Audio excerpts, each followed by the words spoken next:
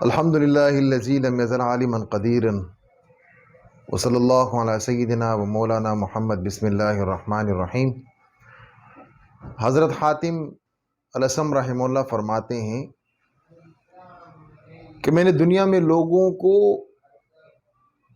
ایک دوسرے کے ساتھ حسد کرتے ہوئے دیکھا، ان میں جیلسی ہے، آپس میں ایک دوسرے کی چیزوں سے یا ان کے معاش سے ان کو جلن ہوتی ہے، برداشت نہیں کر پاتے ہیں۔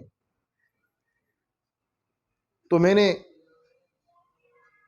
جب اللہ سبحانہ و تعالیٰ کے کلام کی اس آیت پہ غور کیا کہ نحن قسمنا بینہم معیشتہم فی الحیات الدنیا، کہ اللہ سبحانہ و تعالیٰ نے لوگوں کی معیشت کو خود تقسیم کیا ہے کہ جس کی روزی کتنی ہے، کس کو کیا رزق ملنے والا ہے، یا دنیا کی کن نعمتوں سے اللہ نے اس کو نوازنا ہے، یہ اللہ سبحانہ و تعالیٰ کی تقسیم ہے۔ تو میں نے کہا کہ لوگوں سے حسد کرنا، ان سے جلنا یا کوئی بھی جیلسی رکھنا یہ بالکل فضول ہے۔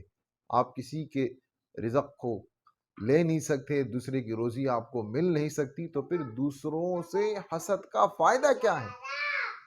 اللہ سبحانہ و تعالی ہم سب کو ایک دوسرے سے حسد، کینہ، بغض اور ان تمام عداوتوں سے اللہ ہمیں دور رکھے اور آپس میں الفت و محبت ہمیں نصیب فرمائے۔ السلام علیکم ورحمۃ اللہ۔